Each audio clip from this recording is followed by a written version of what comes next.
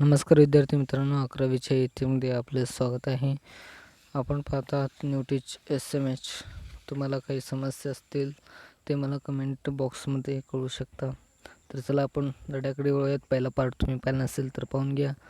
धडा 4 मानवी विकास याबद्दल पहिला आपण विकासाची वैशिष्ट्ये पाहिली, त्यानंतर प्रस्तावना थोडा पाहिला आणि जन्मपूर्व अवस्था हे पाहिलं.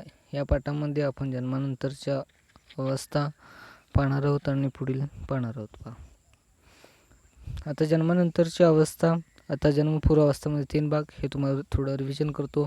अंडावस्था, भ्रूणावस्था, गर्भावस्था हे जन्मपूर्व अवस्थेचे 3 भाग आहेत. जन्मानंतरच्या अवस्थेमध्ये 8 भाग आहेत. या ठिकाणी हे तुम्ही लक्षात ठेवणे गरजेचे आहे. आता प्रत्येक अवस्था दिली आहे, त्यानंतर त्याची वैशिष्ट्ये दिली आहेत. आता पहिला आहे अर्भकावस्था.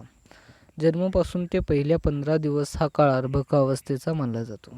या ठिकाणी मी दिले 0 to 15 एज, म्हणजे या ठिकाणी मी डे घालायचं विसरलो, सॉरी. हे जे काही घटक आहेत यामध्ये अर्भकावस्था म्हणजे जे काही 15 दिवस असतात जन्मल्यापासून त्याला अर्भकावस्थामध्ये गणला जातो. या काळात अर्भकाला बाह्य वातावरणाशी जुळून घ्यावे लागते. जेव्हा बाळ बाहेर या पृथ्वीवर येतं, म्हणजे आपल्या गर्भातून बाहेर येतं, तेव्हा त्याला येथील हवा, पाणी इत्यादी घटकांशी जुळून घ्यावं लागते. त्याला वातावरणातील बदल, श्वसनक्रिया, चोखणे, गिळणे तसेच निरुपयोगी घटकांची विल्हेवाट या मुख्य घटकांशी जुळून घ्यावे लागते. नक्कीच या ठिकाणी शौचालय हा खूप महत्त्वाचा असतो, याचा देखील विल्हेवाट लावणे. त्यानंतर श्वसन आणि त्याच्या पोटासाठी लागणारं दूध हे देखील याच्याशी जुळून घेणे हा त्याच्या पहिल्या अर्भकावस्थेमध्ये आढळून येतो. आता याची वैशिष्ट्ये पाहूयात. हा सर्वात छोटा काळ आहे त्याच्या आयुष्यातील. या काळात अर्भकाला नवनवीन आणि वेगवेगळ्या वातावरणाशी संपूर्णपणे जुळून घ्यावे लागते. या काळात महत्त्वाच्या व्यक्तीला अभिवृत्ती, व्यक्तिमत्व विकासावर परिणाम होतो. नक्कीच येथील वातावरणाशी, येथील विविध घटकांशी जुळून घ्यावे लागतात. त्यानंतर पाहूयात शैशवावस्था. शैशवावस्थेमध्ये या अवस्थेचा काळ हा जन्मानंतरच्या 2 आठवड्यापासून वरील 15 दिवस म्हणजे 2 आठवडे झाले. पहा, 2 आठवड्यापासून ते जन्मानंतरच्या 2 वर्षापर्यंत असतो, हे तुम्ही लक्षात ठेवा. या काळात शिशूचा शारीरिक व कारक विकास वेगाने होत असतो. शारीरिक विकास या 2 वर्षाच्या काळामध्ये थोडंफार बोलायला, चालायला शिकलेलं असतं. पण या ठिकाणी साधारणतः 2 महिने ओळवू शकतो. 2 महिन्यानंतर तो जेव्हा पाळण्यातून बाहेर येतो तेव्हा डोके वगैरे वळवतो आणि 6 महिन्याचा शिशु आधाराने बसू शकतो आणि 9 महिन्याचा शिशु आधाराने चालू शकतो आणि 12 महिन्याचा शिशु आधाराशिवाय चालू शकतो. म्हणजे या ठिकाणी त्याचा विकास झालेला असतो आणि तो चालायला, बसायला शिकलेला असतो. यामध्ये वैशिष्ट्यामध्ये पाहूयात आपण शैशवावस्थेची वैशिष्ट्ये. शैशवावस्था हा व्यक्तिमत्वाचा पाया आहे. व्यक्तिमत्वाचा पाया म्हणजे चालणे, बोलणे हे व्यक्तिमत्वाचे पाया आहेत. कारण या काळात वर्तन, आकृतिबंध, अभिवृत्ती व भावनांचा विकास होतो. काही भावना आता त्या बाळाला काहीतरी बोललं तर तो हसतो. पहा, म्हणजे हे जे काही भावना आहेत ते कळू लागतं. पहा, वेगवान वाढ व बदल घडत असतात. वेगवान वाढ म्हणजे चालणे, बोलणे इत्यादी गोष्टी घडत असतात. हे बदल गुणात्मक व संख्यात्मक स्वरूपाचे असतात. म्हणजे त्याच्या व्यक्तीवर परिणाम करणारे असतात. पहा, शिशूने या काळात स्वतःच्या हालचालीवर नियंत्रण मिळवण्यासाठी ते स्वतंत्रपणे बसू शकते, उभे राहू शकते आणि वस्तू हाताळू शकते. नक्कीच तुम्ही 2 वर्षाचा मुलगा पाहिला असेल तर तुम्हाला लक्षात येईलच. या काळात शिशूचे स्वतंत्र अस्तित्व निर्माण होते व यामुळे त्याच्या आवडीनिवडी व क्षमता विकसित होतात. नक्कीच त्याला काय आवडतं, काही गोष्टी आवडत नाहीत, या ठिकाणी विकास होताना दिसतो. त्यानंतर आहे पूर्व बाल्यावस्था. या बाल्यावस्थेचे 2 भाग आहेत, पूर्व बाल्यावस्था आणि उत्तर बाल्यावस्था. आता पूर्व बाल्यावस्थेचा काळ आहे 2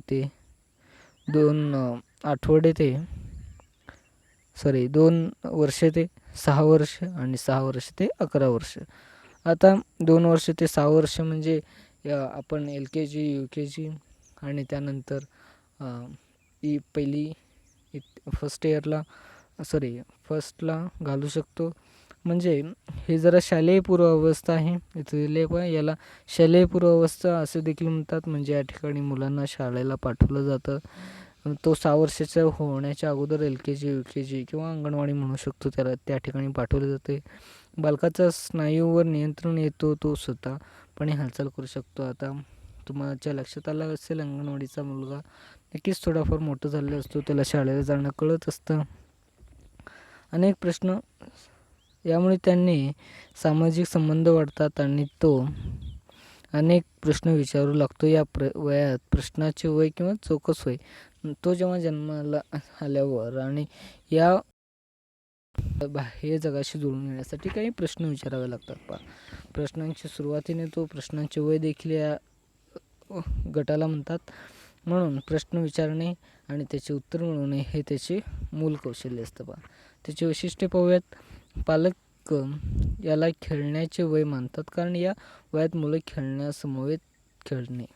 आता नक्कीच या गटातील वय खेळण्यामध्ये घालतात, पण आजच्या युगामध्ये मोबाईल पाहणे आणि शाळेला पाठवणे आणि अभ्यास करणे इत्यादी गोष्टीच महत्त्वाचे ठरतात.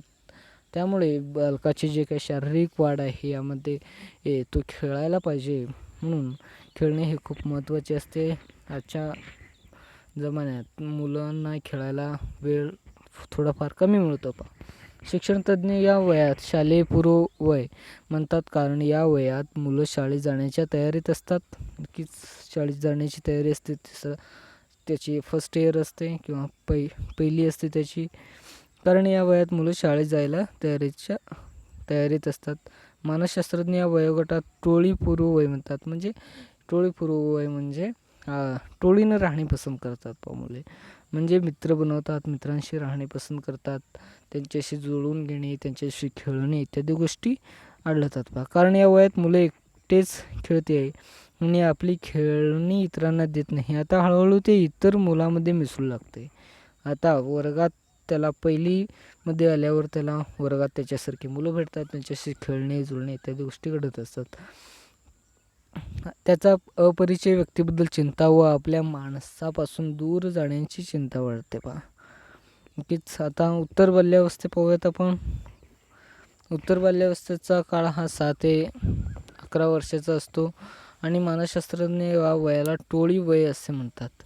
या वयात मुलगी म्हणजे मुलगा किंवा मुली व मुली आपापले गट बनवतात. वाचण्याचे, लिहिण्याचे आणि गणितीय मूलभूत कौशल्ये या काळात विकासाची झालेली असते. हे देखील टोळीचं वय म्हणून खूप महत्त्वाची गणली गेली आहे. या ठिकाणी यामध्ये मुलं लिहिणे, वाचणे इत्यादी गोष्टी घडून येतात. शिक्षणतज्ज्ञाच्या मते हा काळ कौशल्य विकासाचा आहे. या काळात तुलनेने विकास मंदावलेला असतो. यामध्ये शारीरिक विकास नक्कीच होत नसतो. सूक्ष्म कौशल्याबरोबरच डोळे व हातपाय समन्वय वाढत असतात. त्याचबरोबर उच्च बोधात्मक क्षमता जसे विचार करणे, तर्क करणे हा देखील विकसित होतो. यामध्ये टोळी हे वय खूप महत्त्वाचे आहे आणि त्याची वैशिष्ट्याकडे आपण जाऊयात. बऱ्याच पालकांसाठी हा त्रासदायक काळ ठरतो, कारण या वयात मुले चौकस बुद्धीने प्रश्न विचारतात. काही मुले असतात, काही मुले म्हणजे मुले उत्तर बाल्यावस्थेतील मुलींना नक्कीच प्रश्न विचारतात. काही पालक त्यांची दुर्लक्ष करतात. पालकांना देखील कळत नाही की हे त्यांचं वय प्रश्न विचारण्याबाबत आहे. पण तुम्ही जेव्हा मोठे व्हाल, तुम्ही हे वय नक्कीच समजू शकाल. आपल्या मुलांचं हे प्रश्न विचारण्याचं आहे. त्यामुळे आपण जे काही कार्य करतो ते आपल्या मुलांना जरा चांगल्या पद्धतीने करा. नाहीतर आपण काहीतरी केलं आणि पप्पा तुम्ही असे का केला, तर तुमचं त्या ठिकाणी काहीच राहणार नाही. म्हणजे या मुलांपासून थोडं दूर अंतरावा, त्यांना पडलेल्या प्रश्नांची उत्तरे सांगत जावा. त्यांनी नवनवीन कल्पना प्रत्यक्षात उतरू पाहतात. त्यांचे समाधान सरळ साध्या उत्तरांनी होत नाही. नक्कीच आता आपण सांगितलं हे चंद्र आहे, हे चंद्रच का आहे, इथं काय आहे, तो कुठे राहतो, तो चंद्र रात्री येतो का, म्हणजे असे प्रश्न पडत असतात. संपादन गरज निर्माण होण्याच्या दृष्टीने हा काळ महत्त्वाचा ठरतो. मानसशास्त्रज्ञ या काळाला टोळी वय म्हणतात आता प्रश्न तुम्हाला येऊ शकेल पहा, टोळी वय म्हणजे कोणत्या अवस्थेत आढळतो आणि हा टोळी वय म्हणून का निदर्शनात आला. त्यानंतर आहे कुमारावस्था. कुमारावस्थामध्ये जाऊयात आपण. तुम्हाला हे जाणवते आहे का या ठिकाणी दिलं आहे, आता कुमारावस्थेमध्ये खूप मोठं दिलं आहे, कारण हे कुमारावस्थेमध्ये तुम्ही सध्या आहात. म्हणून या ठिकाणी सविस्तर माहिती खूप मोठ्या प्रमाणात दिलं आहे ते मी या ठिकाणी पाहतो. तुम्हाला हे जाणवते की तुमच्या मित्रमैत्रिणीचं वजन अचानक वाढू लागते.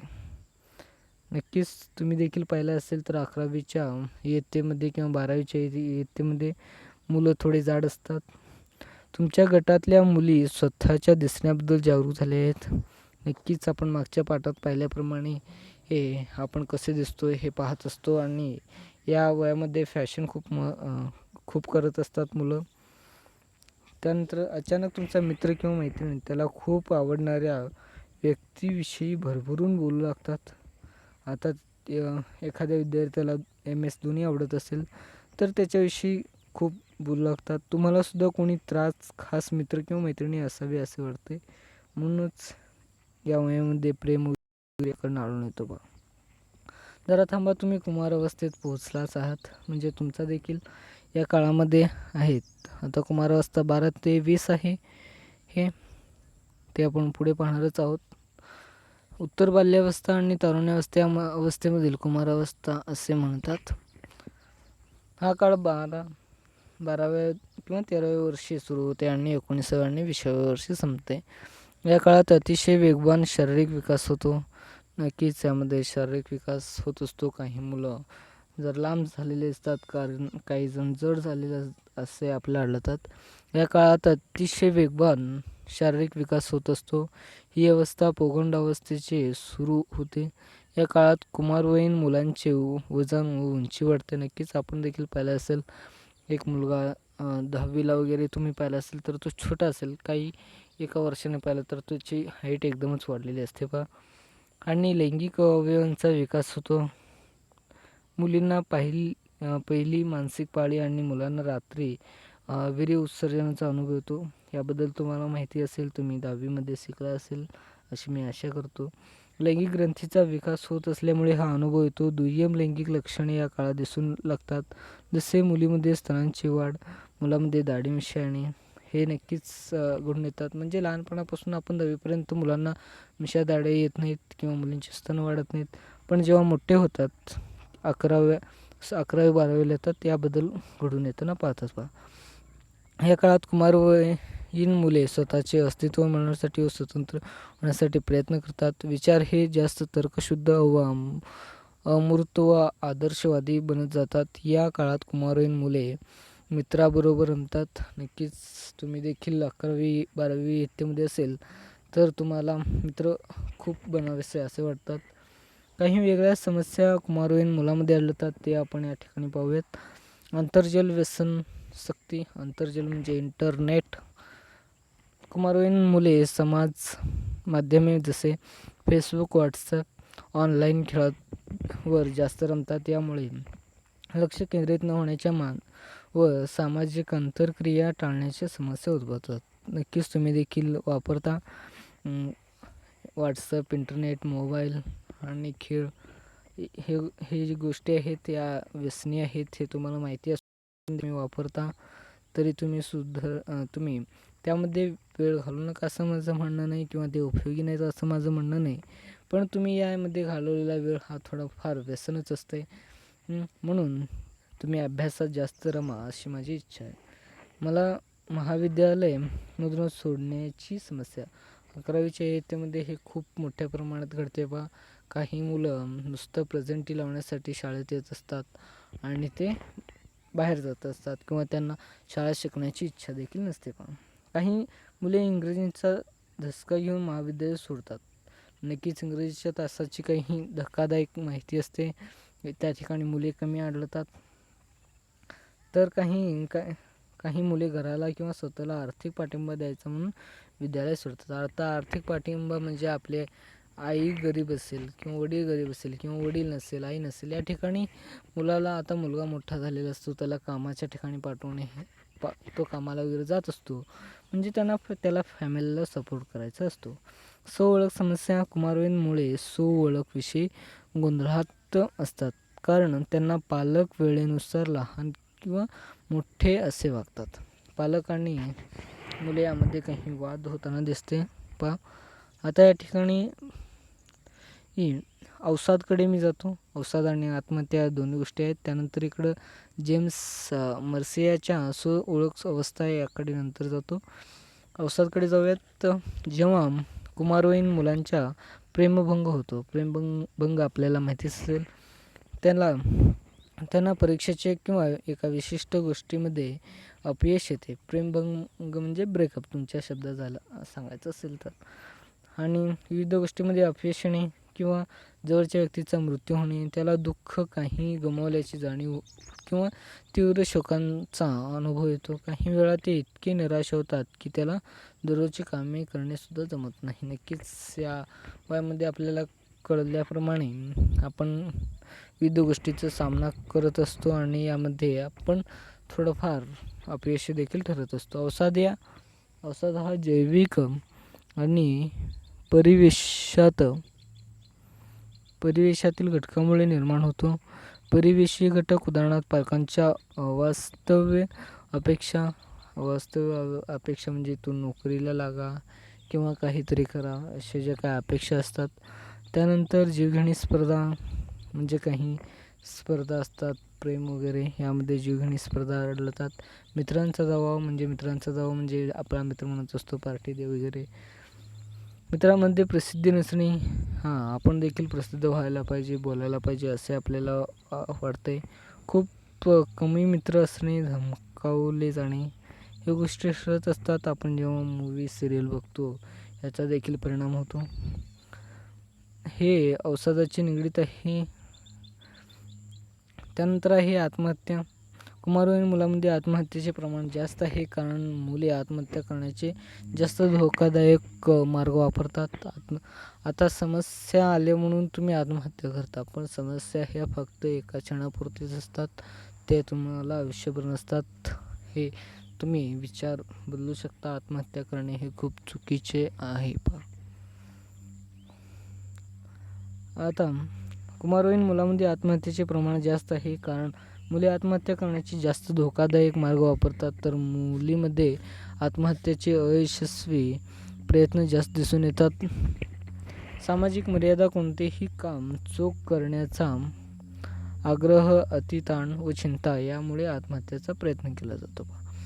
आता खाली काही कृतीले ते पाहूयात आपण.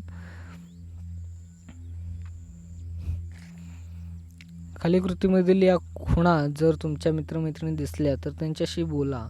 त्यांना मानसशास्त्राच्या शिक्षकांनी किंवा समुपदेशाने बोलण्यास प्रवृत्त करा. तर नक्कीच आत्महत्या एकच उपाय नाही. आत्महत्या करणे हे चुकीचे आहे, हे तुम्ही करणाऱ्या मुलाला, आपल्या मित्राला सांगू शकता. जर एखाद्या मित्रमैत्रिणी बोलत असेल की माझी इच्छा आहे की मी मेलो पाहिजे, नक्कीच हे स्टेटमेंट आपल्याला देखील पाहण्यास मिळतात. किंवा मी जगण्याचा नालायक आहे म्हणून मी मेलो पाहिजे. या ठिकाणी नालायक हा शब्द खूप मोठा होतो. लायक नाही आहे म्हणून मी मेलो पाहिजे, हे स्टेटमेंट असायला पाहिजे. एखादा मित्र अचानक तास बुडू लागला किंवा अचानक त्याच्या गुणांना घसरण दिसून आली, स्वतःच्या आवडत्या व महत्त्वाच्या वस्तू देऊन टाकून लागले, उदाहरणार्थ आवडते पेन, मृत्यूपत्र लिहू लागला, नक्कीच या गोष्टी आपल्याला पाहायला मिळतात. भूक नाहीशी झाली किंवा खूप खाऊ लागला, झोपण्याचे वेळ बदलल्या, अतिशय मंद हालचाली, सुस्तपणा आणि गप्प राहू लागला. ह्या जे काही घटक असतात ते तुमच्यामध्ये देखील आढळतात. तुम्ही जर चौकशी करू शकता. किंवा काही व्यक्ती तुम्हाला म्हणत असतात तू किती सुस्त आहे, तू अतिमंद झाला आहे अलीकडं, असं गोष्टी म्हणत असतात. वागण्याचे नाट्यमय बदल, जसे अजिबात बाहेर न पडणारे व्यक्ती खूप बाहेर जाऊ लागले, यामध्ये बदल घडून येत असतात. पूर्वी जेव्हा ती व्यक्ती बाहेर जात नसत पण ती आता बाहेर जाताना दिसते, हे आढळून येते. दुःख व्यक्त करणारे संगीत, कला व वाङ्मय आवडू लागते. काही वेळा हे देखील बदल होत असतात. पण जे आत्महत्येचे प्रकरण आहे त्याला सांभाळण्यासाठी तुम्ही देखील मदत करू शकता काही मुलांना. आजकालच्या जमान्यामध्ये हे खूप होतं. काही जास्तीत जास्त प्रेमभंग या प्रकरणामध्ये होताना दिसतंय पहा. जेम्स मर्सिया यांचा ओळख अवस्था आपण पाहूयात. त्यामध्ये पहिला आहे ओळख विमोचन रोध. यात कुमारवयीन मुले मान्य करतात की इतरांना त्यांच्यापेक्षा जास्त कळले आणि त्यांचे निर्णय हे योग्यच असतील. उदाहरणार्थ, डॉक्टरचा मुलगा डॉक्टर बनेल अशी कुमारवयीन मुले ही स्वतत्वावर खुश असतात आणि समाधानी असतात. इतरांकडून स्वीकारले जाणारी ही त्यांची गरज असते. अशी मुले ही हुकुमशाही प्रवृत्तीची असतात. आता डॉक्टरचा मुलगा डॉक्टरच बनेल अशी जी काही अवस्था असते पहा, त्याला हुकुमशाही प्रवृत्ती म्हणतात. आता ओळख विकिरण. येथे कुमार कोणतेही पर्याय पडताळून पाहत नाहीत किंवा पाहणेही पर्याय हे स्वीकारत नाहीत. हे समाजात फारसे मिसळत नाहीत आणि बेफिकीर दिसतात. पण त्यांच्या जबाबदारी न घेण्याच्या सवयीमुळे ते दृढ नातेसंबंध प्रस्थापित करू शकत नाहीत. नक्कीच ओळख हे या ठिकाणी जरा कमी पडताना आपल्याला दिसते पहा. अधिस्थगत. येथे पर्याय पडताळून पाहतो पण तो कोणतेही निर्णय घेत नाही. त्याला अतिचिंता वाढते आणि त्याला मानसशास्त्रीय संघर्षाचा खूप सामना करावा लागतो. ते खूप उत्साही व लक्ष वेधून घेणारे असतात आणि इतरांशी जवळीक संबंध प्रस्थापित करू शकतात. बहुतेक कुमारवयीन मुले वरील सर्व अवस्थांचा जातात, पण बहुतेक वेळा त्यांना त्यांची ओळख कुमारवय संपता किंवा 25व्याच्या आत होते. आता नक्कीच कुमारवय हे महत्त्वाचे आहे. या ठिकाणी स्वतःला ओळखणं, स्वतःला इतरांशी दूर न पाठवणं आणि कुमारावस्थेमधील जे काही घडणारे बदल आहेत त्याला स्वतःशी जुळवून घेणं हे खूप महत्त्वाचं असतं. ओळख संपादन. येथे कुमारावस्था स्वतःला पडताळून पाहतो आणि तो काय आहे आणि त्याने काय केले पाहिजे याचा शोध घेतो. कुमार जेव्हा या अवस्थेत पोहोचतो तेव्हा तो मानसिकदृष्ट्या सक्षम आणि असतो. त्याची संपादन प्रेरणा व नैतिक तर्कबुद्धी उच्च दर्जाची असते.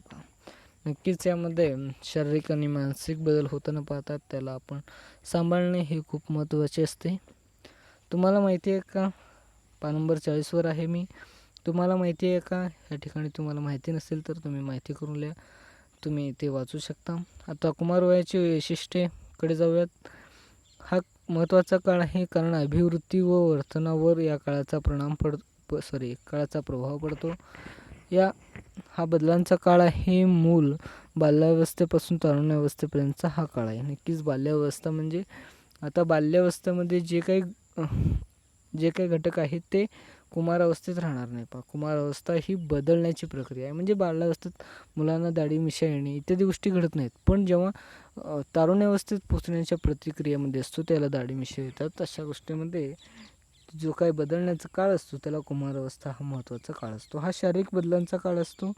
नक्की शारीरिक काही बदल होत असतात. मग असे आपण पाहिल्याप्रमाणे हा आव्हानात्मक काळ आहे कारण आधी बालकाला येणाऱ्या समस्या पालक व शिक्षक सोडवतात, पण त्या काळाला व्यक्तीला स्वतंत्र निर्णय घ्यावेसे वाटतात. नक्कीच बालकाला म्हणजे जेव्हा आपण लहान असतो या वयाच्या, तेव्हा त्यावेळेस आपले पालक किंवा शिक्षक जबाबदारी घेत असतात, पण त्यानंतर त्याला स्वतःची जबाबदारी स्वतःला घ्यावी लागतात. हा काळ अस्तित्व शोधण्याचा काळ आहे. अस्तित्व म्हणजे आपण काय करत आहोत, कुठे आहोत, आपण काय करायला पाहिजे, इतरांशी कसं वागायला पाहिजे, ही गोष्टी या ठिकाणी कळू लागतात.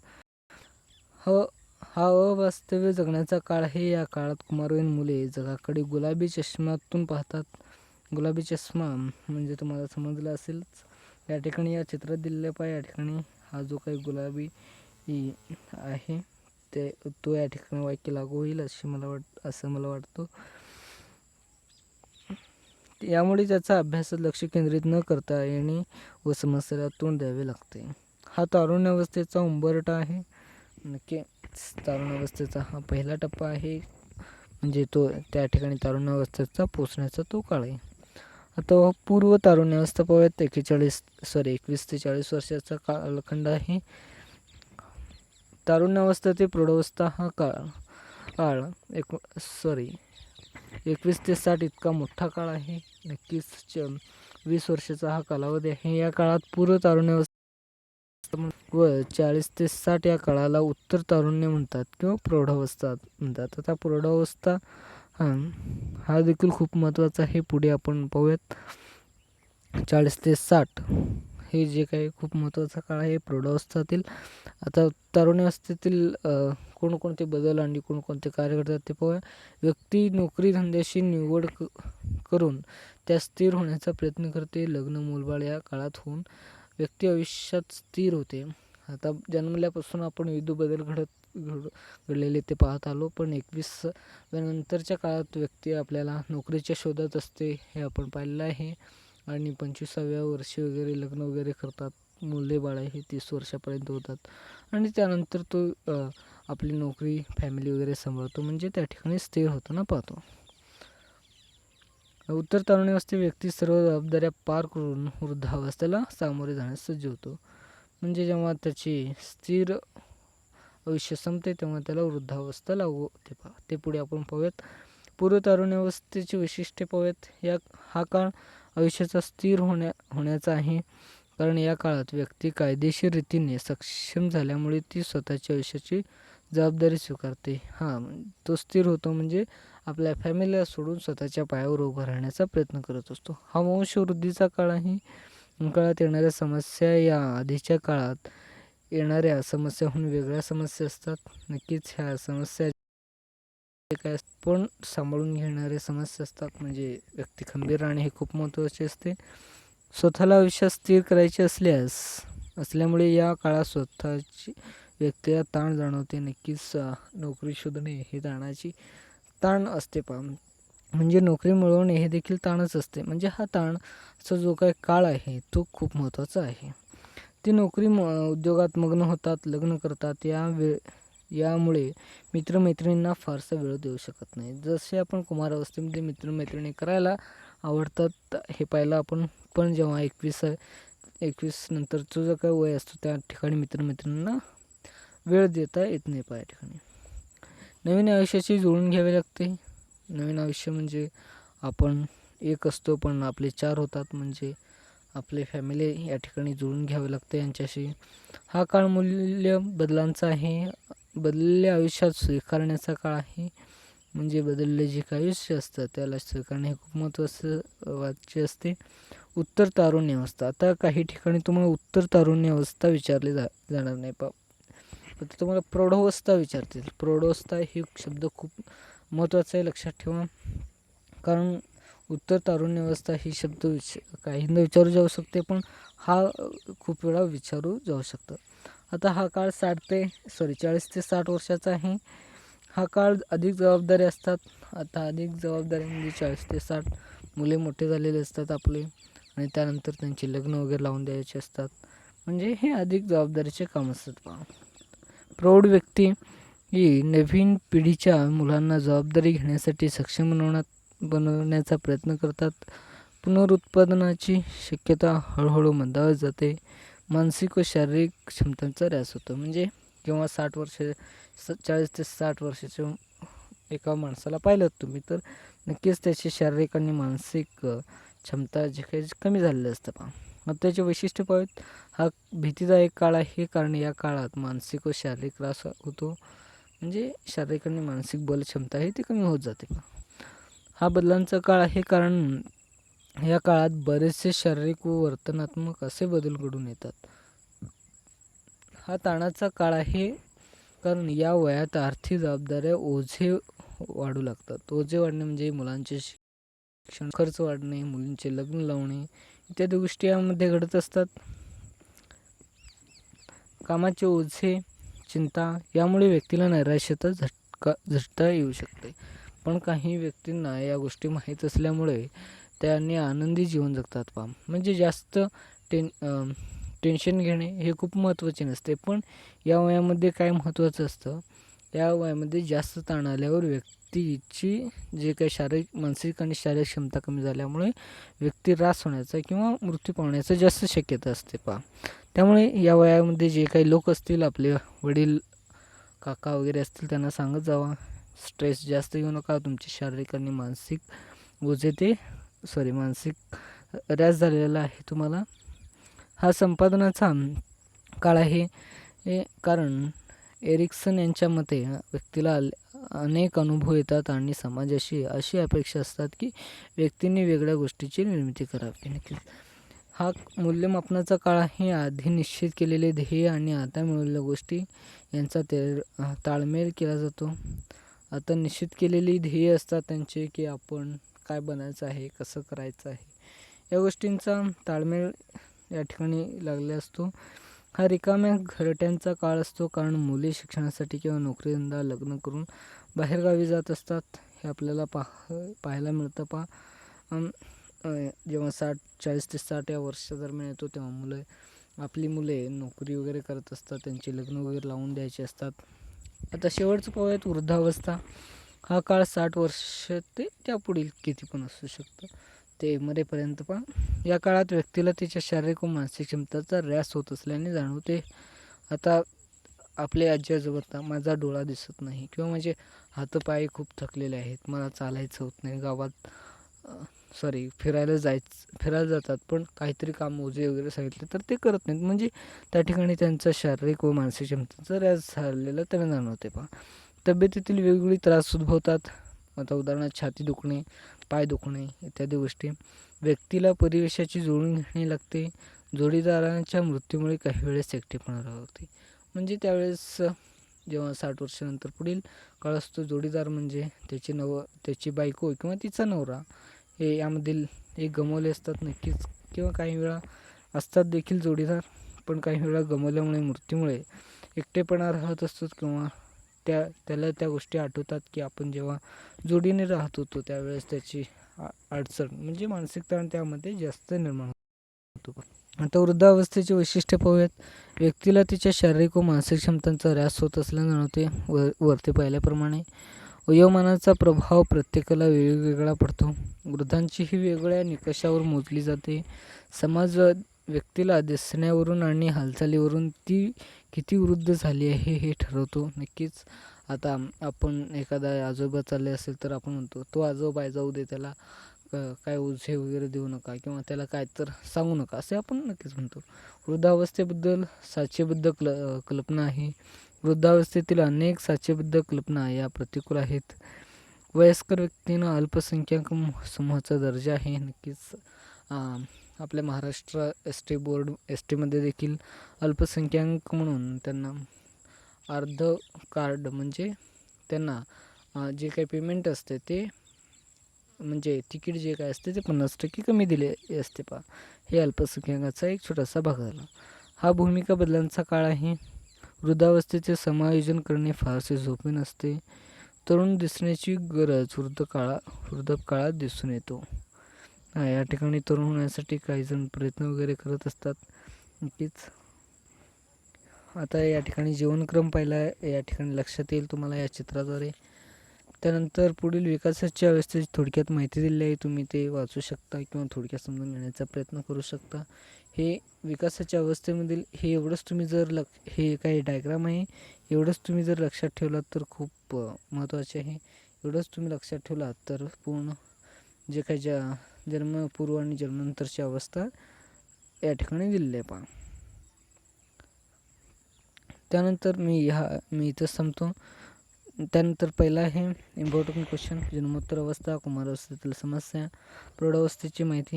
या तिन्ही प्रश्न या पार्टमध्ये खूप महत्त्वाचे आहेत. त्यानंतर मी इथंच थांबतो आणि तुमची विदाय घेतो. Thank you so much. धन्यवाद.